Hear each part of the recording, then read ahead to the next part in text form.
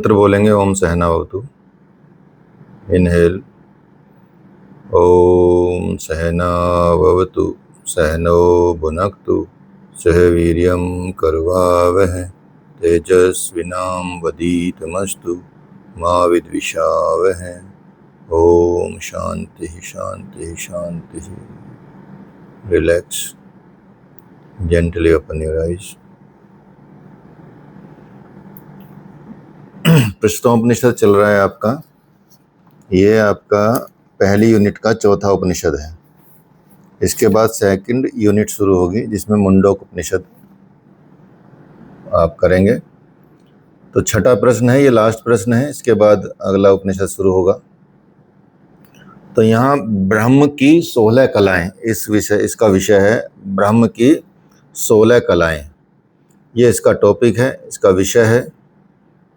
तो यहाँ आपने इससे पहले में आपने देखा कि ओंकार के ध्यान से पृथ्वी, चंद्रमा, सूर्य, ये तीनों लोग जीत सकते हैं। यदि आप ओंकार का ध्यान करें, ओंकार की 1 मात्रा, 2 मात्रा, 3 मात्रा ऐसे करके यदि आप बढ़ाते जाएं तो आप ओंकार के द्वारा ही, अर्थात ये ओंकार ही सबसे बड़ा है, ओम ही सबसे बड़ा है, इससे आप पृथ्वी, चंद्रमा, सूर्य आदि जैसे तीनों लोगों को जीत सकते हैं।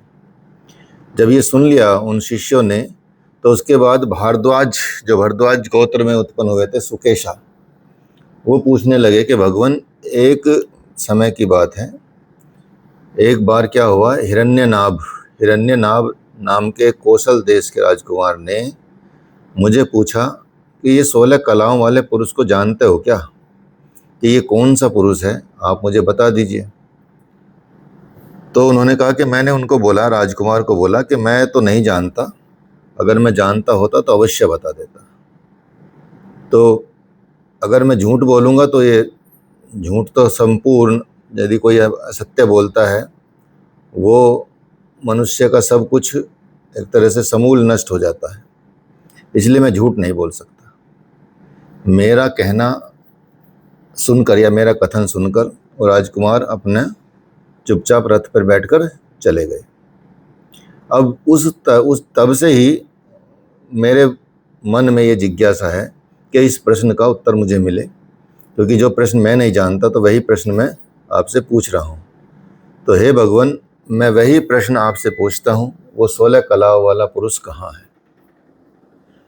तो पिपलाद ऋषि ने कहा, हे सौम्य, वो पुरुष 16 कलाओं का प्रादुर्भाव जो है, वो जो उसकी उत्पत्ति होती है, उसका जो प्रादुर्भाव होता है, जिसे हम 16 कलाओं वाला पुरुष कहते हैं, वो ब्रह्म इसी शरीर के भीतर रहता है, इस शरीर के अंदर ही रहता है। 16 कलाओं वाला भगवान कहीं बाहर नहीं है। यदि हम बाहर ढूंढने की कोशिश करें तो बाहर नहीं मिलेगा, वो आपको आपके शरीर के अंदर ही मिलेगा, वो हमारे ही अंदर बैठा है। और ये बात एक बार नहीं, उपनिषद में बहुत बार आई है, अलग अलग जगहों पे, हर उपनिषद में। ये छठा प्रश्न है ना? हाँ जी, छठा प्रश्न है, छठा और अंतिम प्रश्न है। ठीक है। तो उपनिषद में कई जगह पे जिक्र आया है, कई जगह पे ये उल्लेख आया है कि भगवान का जो वास है वो बाहर नहीं है, अंदर है, हमारे ही अंदर है।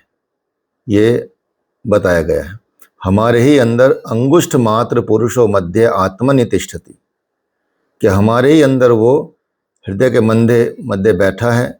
और ब्रह्म क्या है, अपने आप में कलामय है, वो सबसे बड़ा कलाकार तो वही है। उसकी जो कलाएं हैं वो आपको सूक्ष्म रूप से देखने में आ सकती हैं। तो 16 कला उसकी हैं, और ब्रह्म की अगर पुरुष के रूप में कल्पना कर लें तो उस पुरुष रूप ब्रह्म की 16 कलाओं से ही मनुष्य शरीर बना है। ये जो हमारा पूरा ह्यूमन बॉडी बनी है, मनुष्य शरीर बना है, वो उस ब्रह्म की 16 कलाओं के द्वारा ही पूरा ये शरीर बना, यदि हम उसके पुरुष रूप में कल्पना करें तो जीवात्मा ने चिंतन किया कि किसके निकल जाने से मैं शरीर से निकल जाऊंगा।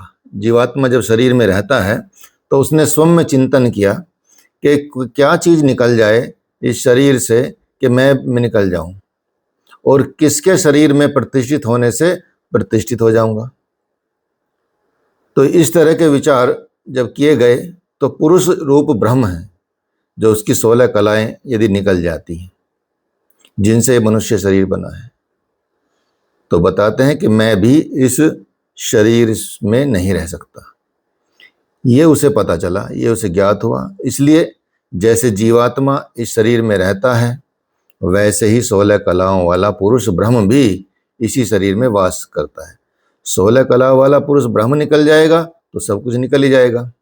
अब वो 16 कलाएं कौन कौन सी हैं? 16 कलाएं कौन कौन सी है? तो पुरुष ने सबसे पहले प्राण का सृजन किया। उस ब्रह्म पुरुष ने सबसे पहले किसका सृजन किया? प्राण का सृजन किया। प्राण के द्वारा श्रद्धा, पृथ्वी, आपः, तेज, वायु, आकाश, इंद्रियां, मन, अन्न, वीर्य, तप, मंत्र, लोक और नाम, ये 16 कलाएं हैं। पहले प्राण, फिर प्राण के द्वारा श्रद्धा, पृथ्वी, तेज, आपः, वायु, आकाश, इंद्रियां, मन, अन्न, वीर्य, तप, मंत्र, कर्म, लोक और नाम, इन 16 कलाओं का सृजन किया। और इन 16 कलाओं का जिनसे ब्रह्मांड का और जिनसे पिंड का भी निर्माण होता है। इन्हीं 16 कलाओं से ब्रह्मांड का भी निर्माण होता है और इन्हीं 16 कलाओं से पिंड का निर्माण होता है। क्योंकि जो ब्रह्मांड में वो पिंड में इसलिए बार बार कहा जाता है, इसलिए बार बार ये चीज़ आती है कि आप अपने पिंड में ही सब कुछ ढूंढ सकते हैं जो ब्रह्मांड में है। तो क्योंकि एक ही स्थिति से सबका निर्माण हुआ। आपने नेचुरोपैथ में भी पढ़ ही रहे हैं कि इस पूरे ब्रह्मांड जो 5 महातत्व हैं ये सब उसी से बना है। हमारा शरीर भी उनसे बना है और बाहर की चीज़ें भी उसी से बनी हैं। तो उसी में तो सामंजस्य रखना है, उसी में इक्विवेलेंस लाना है, क्योंकि इन 16 कलाओं से ब्रह्मांड और पिंड का निर्माण होता है। इसलिए ये कल्पना की गई है कि जैसे 16 कलाएं उसी ब्रह्म का शरीर हैं, ये 16 कलाएं क्या हैं? उसी ब्रह्म का शरीर मानी गई। ये इन कलाओं वाला वो ब्रह्म कहीं बाहर नहीं रहता। कहाँ रहता है? मनुष्य के देह में ही रहता है। 16 कलाओं से सहित वो वास कर रहा है। फिर उसे बाहर ढूंढने की आवश्यकता क्या है? वो बाहर मिलेगा ही नहीं और बाहर ढूंढ ही नहीं सकते आप।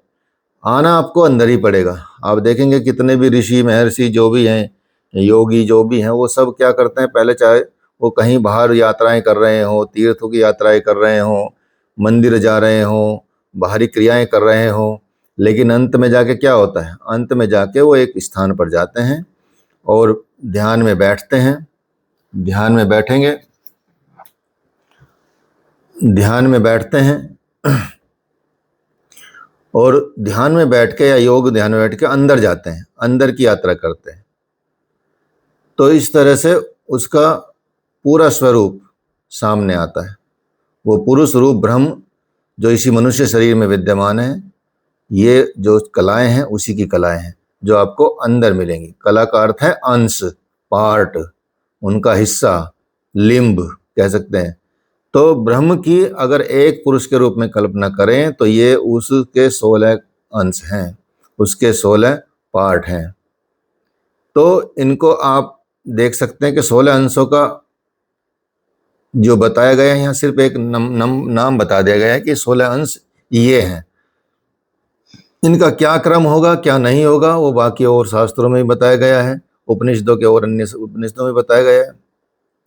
तो ये जो पुरुष रूप में कल्पित ब्रह्म का शरीर ये बनता है, अगर ये नहीं होगा, ये कलाएं नहीं होंगी तो शरीर भी नहीं बनेगा, ये कलाएं नहीं होंगी तो ब्रह्मांड भी नहीं बनेगा। तो इन सब से ये सब चीज़ें निर्माण होती है। तो ब्रह्म यहाँ भोक्ता हो जाता है। इससे पहले भी कई उपनिषद में आया है। इसलिए सबसे पहले तो भोक्त रूप में प्राण को उत्पन्न किया, फिर उनको सबको उत्पन्न किया जिनका प्राण ने भोग करना है। और ये सब उत्पत्ति तप के बिना नहीं हो सकती, क्योंकि तप का अर्थ ही है उग्र क्रिया। आप देखेंगे कितने भी शास्त्र पढ़ लें, कहीं भी पढ़ लें, यहाँ तक कि हिरण्यगर्भ पुरुष का निर्माण भी किया या किसी और चीज़ का निर्माण भी किया, भगवान जो भी आप पढ़ते हैं, भगवान शिव ने भी किसी का निर्माण किया, तो उनको सबको तप करने के लिए बोला, चाहे वो ब्रह्मा हो, विष्णु हो, महेश हो, सबको तप के द्वारा ही तप कराया। और तप कराने से ही, तप करने से ही बाकी चीज़ों का निर्माण होता है, बिना तप के कुछ नहीं। तभी जहाँ जहाँ सृष्टा की उत्पत्ति का वर्णन आता है, वहाँ वहाँ यह भी कहा गया कि उसने तप किया। ये हर जगह आता है। इसलिए आप देखेंगे तप कितना महत्वपूर्ण है। यदि तप नहीं करेंगे, यदि आप तपेंगे नहीं, यदि आप ये चीज़ नहीं करेंगे, तो आप कुछ प्राप्त नहीं कर सकते।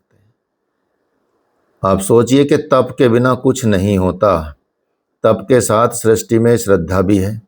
श्रद्धा का अर्थ है सत्य में धारण करना। सत अर्थात सत्य, धा अर्थात धारण करना, तो सत्य को धारण करना, श्रद्धा, उसी के साथ आप, तो तप इतना सर्वश्रेष्ठ है, तप इतना जरूरी है। यदि हमको जीवन में कुछ करना होगा तब भी हमको तप करना पड़ेगा। सोचिए, यदि मान लिया कोई हमको एग्जाम भी पास करना होगा, तो उसके लिए भी हम तपस्वी जैसा ही आचरण करेंगे।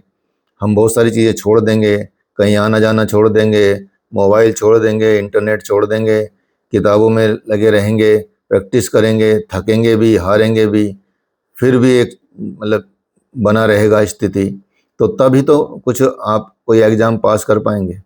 इसी तरह से कोई भी आपका क्षेत्र हो, कोई भी आपकी कैटेगरी हो, कोई भी आपका बिजनेस हो, व्यापार हो, व्यवसाय हो, उन सब में तप बहुत महत्वपूर्ण है। जो जितना तप करता है उतना ही आगे बढ़ता है। तप का मतलब होता है, एक तरह से कह सकते हैं कि द्वंद्वों का भी और सुख का त्याग भी करना। यदि सुख का त्याग आप परमात्मा के लिए करते हैं, तो परमात्मा उससे कई गुना फल देता है। तो संसार की प्रत्येक वस्तु का जो विकास है सत्य की तरफ ही है। अगर कहीं असत्य दिखता भी है, बढ़ावा दिखता भी है, तो वो क्षणिक होता है, सामयिक होता है। असत्य ज़्यादा देर तक टिक नहीं सकता, वो अपनी प्रतिक्रिया को उत्पन्न कर रहा होता बस। इसलिए सृष्टि की आधारभूत कला, वो कला जो ब्रह्म के शरीर का अंश है, श्रद्धा है। श्रद्धा का मतलब यही है कि विश्वास, ये विश्वास कि संसार के प्रवाह की दिशा सत्य की तरफ है, असत्य की तरफ नहीं है। जब हम किसी पर श्रद्धा करते हैं तो हम पूर्ण रूप से वहाँ असत्य को धारण ही नहीं करते, सत्य की तरफ ही देखते हैं, सत्य ही लगता है हमको हर चीज़। जब हम उसके हमारी किसी के प्रति श्रद्धा हो जाती है, तो श्रद्धा का इसलिए मतलब यही होता है कि सत्य की तरफ जाना, असत्य की तरफ नहीं। प्राण, तप और श्रद्धा के बाद पंच महाभूत की उत्पत्ति होती है। जब प्राण हुए, तप हुआ और उसके बाद श्रद्धा उत्पन्न हुई, उसके बाद पंच महाभूतों की उत्पत्ति हुई। तो एक एक महाभूत एक एक इंद्रिय के साथ रिलेटेड है। आप देख सकते हैं जो तन मात्राएं जिनको बोलते हैं, तन मात्राएं, रस, रूप, रस, गंध, स्पर्श, ठीक है, ये जो तन मात्राएं हैं, ये एक एक इंद्रिय के साथ इनका कनेक्शन है। ठीक है, जो आपकी जो ज्ञानेंद्रियां हैं, एक एक महाभूत एक एक इंद्रियों के साथ संबंध है। इसलिए महाभूतों की उत्पत्ति के बाद इंद्रियों की उत्पत्ति हुई। पहले महाभूतों की उत्पत्ति हुई, उसके बाद इंद्रियों की उत्पत्ति हुई। इंद्रियों का जीवन मानसिक दृष्टि से मन पर और शारीरिक दृष्टि से अन्न पर निर्भर करता है। इंद्रियों का जो जीवन है, या इंद्रियों का जो कह सकते हैं कि उनका जो चेतना है, इंद्रियों की चेतना मानसिक दृष्टि से तो मन पर निर्भर करता है और शारीरिक दृष्टि से अन्न पर निर्भर करता है। क्योंकि यदि आप जैसे आता है कि भैया आँख कमज़ोर है तो विटामिन ए की कमी हो गई, विटामिन ए खाइए, गाजर खाइए, हरी सब्जी खाइए तो आँखें मजबूत रहेंगी। कान के लिए अलग है, नाक के लिए अलग है, सब चीज़ के लिए अलग है, स्किन की त्वचा के लिए अलग है। ठीक है, हर चीज़ के लिए आप देखेंगे कि उनके मतलब अन्न भी हैं। तो शारीरिक दृष्टि से तो जो इंद्रिय कमज़ोर हो जाएगी सपोज, तो उस इंद्रिय का वो इंद्रिय काम करनी बंद कर देगी। कभी कभी कान काम करना बंद कर देंगे, आँख काम करना बंद कर देती हैं, ठीक है, नाक काम करना बंद कर देती है। इस तरह की चीज़ें कई बार हो जाती हैं। स्किन भी मतलब स्पर्श करना मतलब बीमार हो जाता है। कई बार ऐसी बीमारी होती है जिसको कुष्ठ रोग कहते हैं, उसमें पता ही नहीं चलता कि आपकी स्किन है भी है नहीं है, फील ही नहीं होता।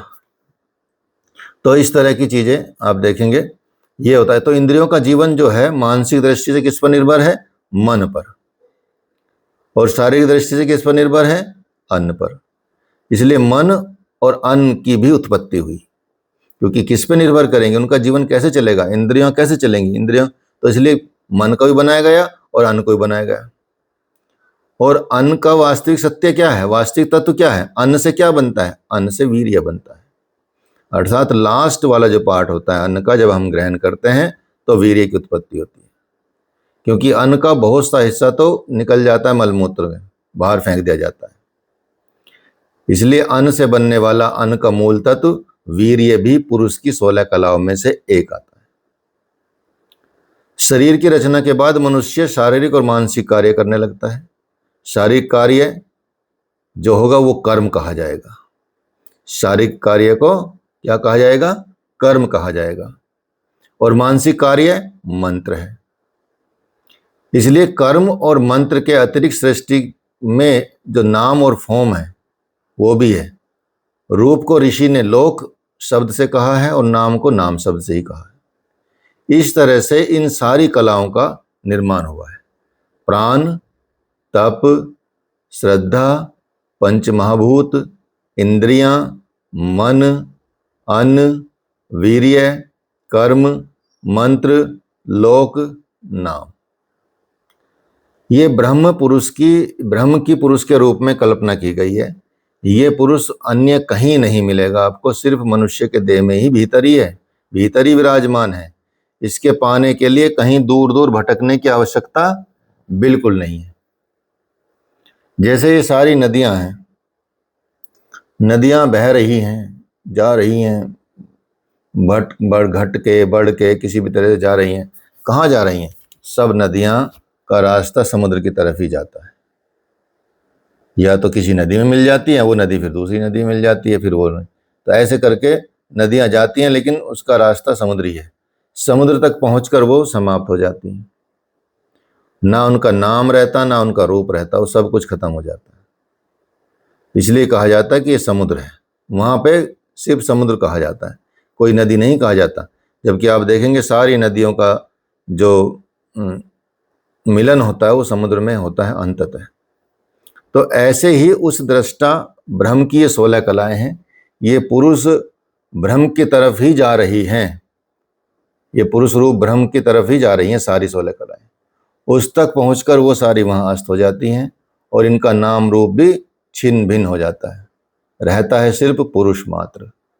ये 16 कलाएं आप देखेंगे उसी से उत्पन्न हुई हैं, और लेकिन वो स्वयं कला से रहित है, वो अमृत है।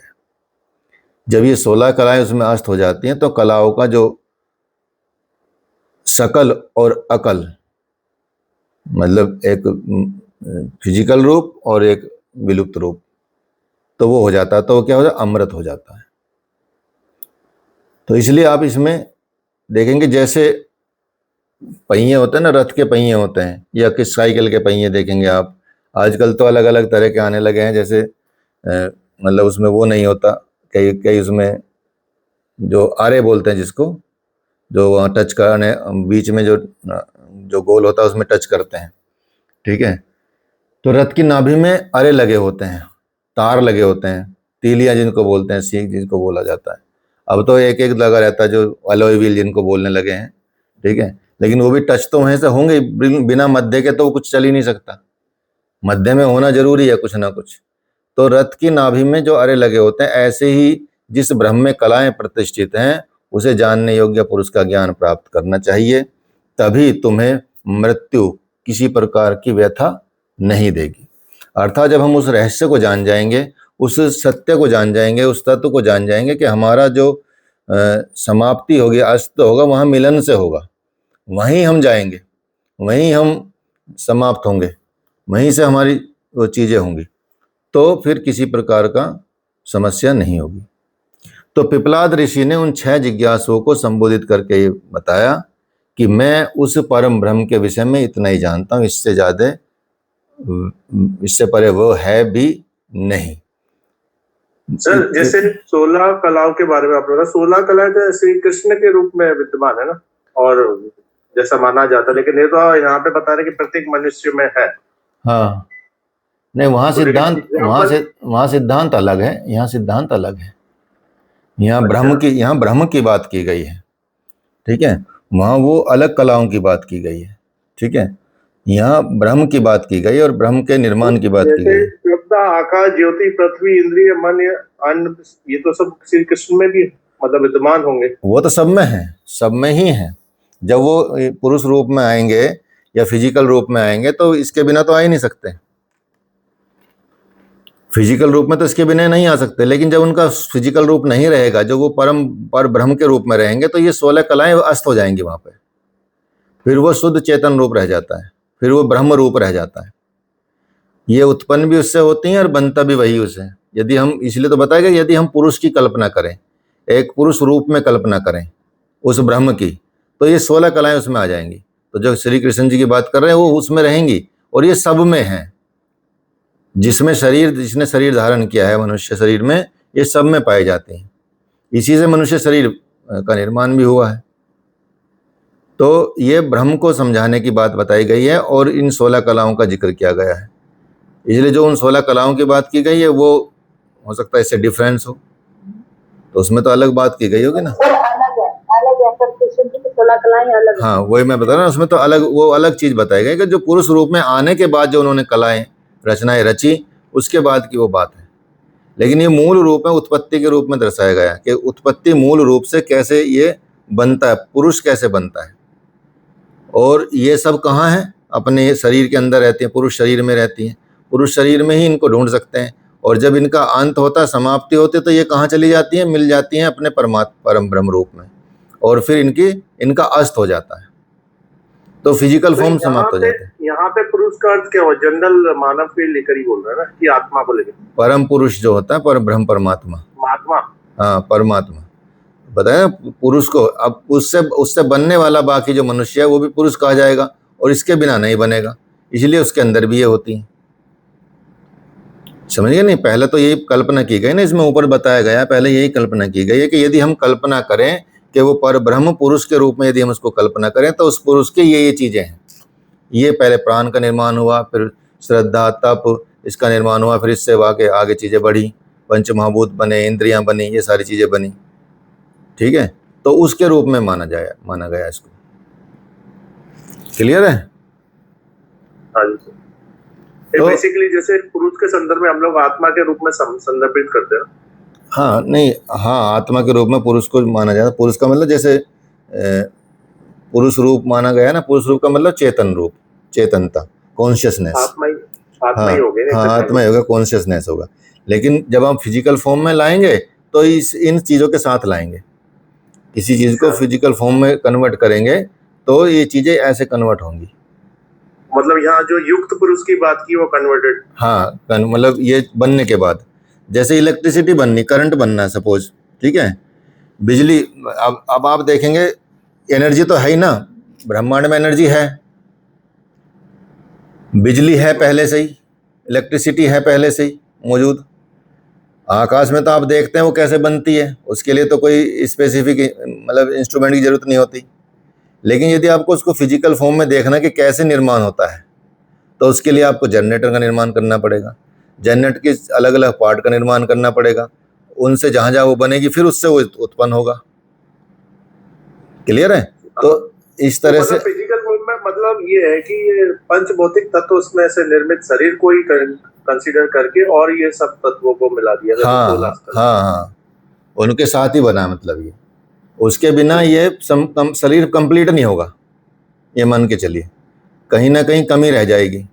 मान लिया मन ना बना हो, मान लिया ये ना बना हो, श्रद्धा ना हो किसी के अंदर तप ना हो, किसी के अंदर प्राण ना हो, किसी के अंदर पंच महाभूत ना हो, कैसे होगा? निर्माण ही नहीं होगा।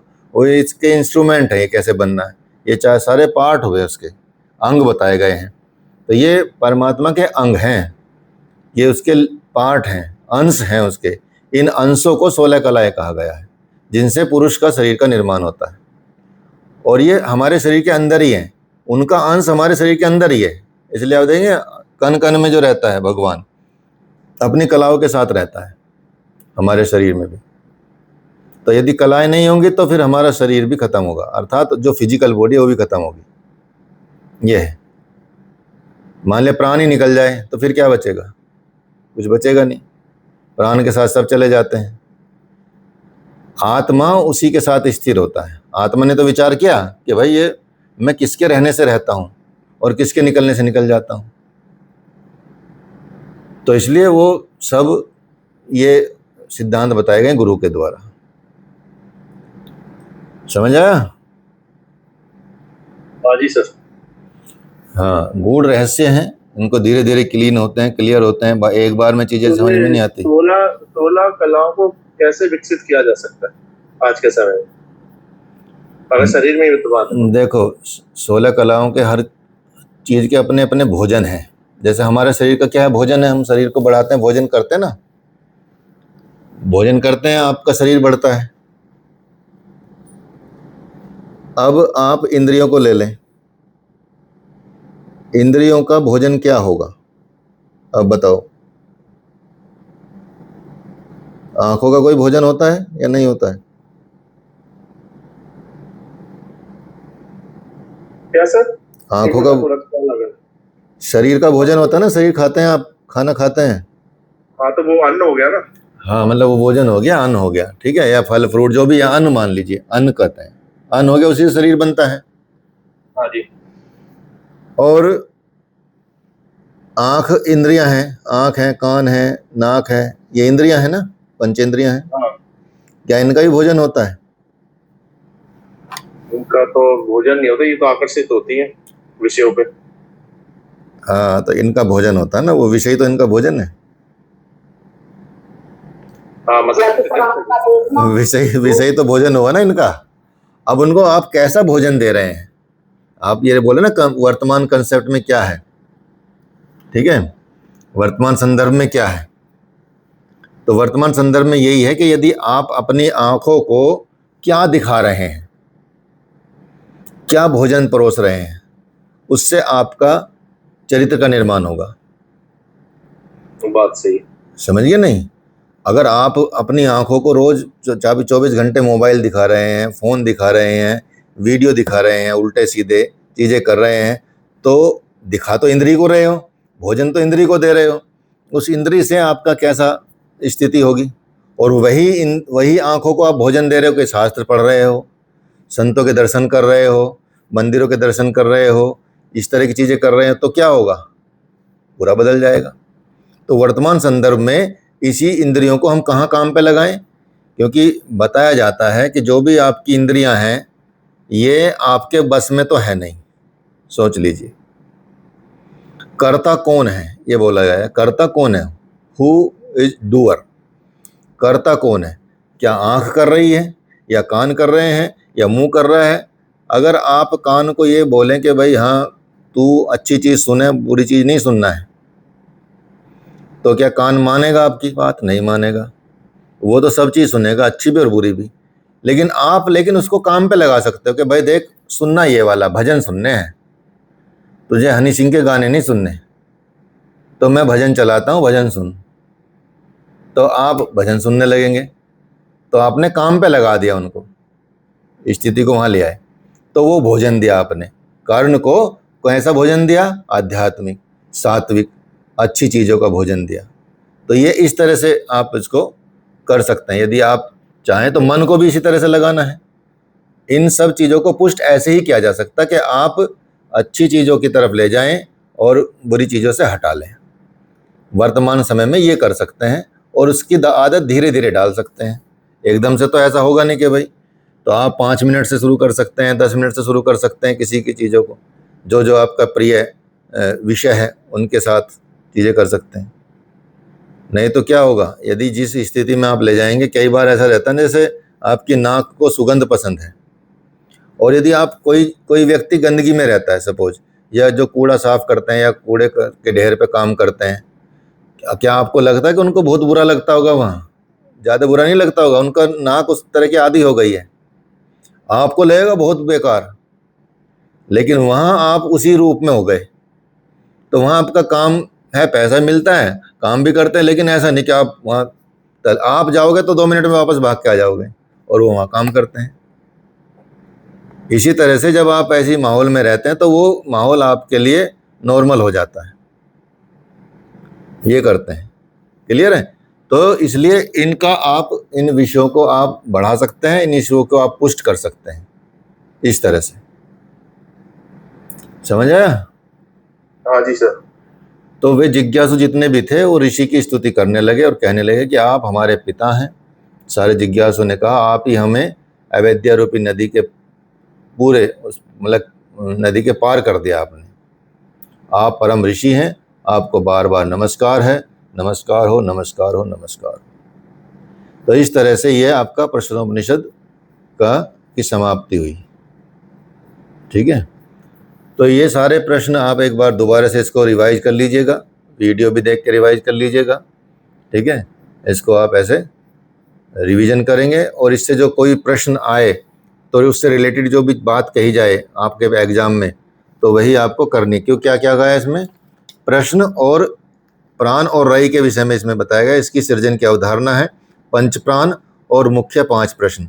ये आपके प्रश्नोपनिषद में ये टॉपिक है यूनिट में। तो इसमें सबसे पहले आपने प्राण और रई वगैरह की चर्चा की अवधारणा सुनी है, फिर पंच प्राण के बारे में भी सुना है, पढ़ा है, इसमें देखा आपने, और मुख्य 5 प्रश्न भी पढ़े हैं। तो जो आप ये इसको उस आधार पे तैयारी कर सकते हैं।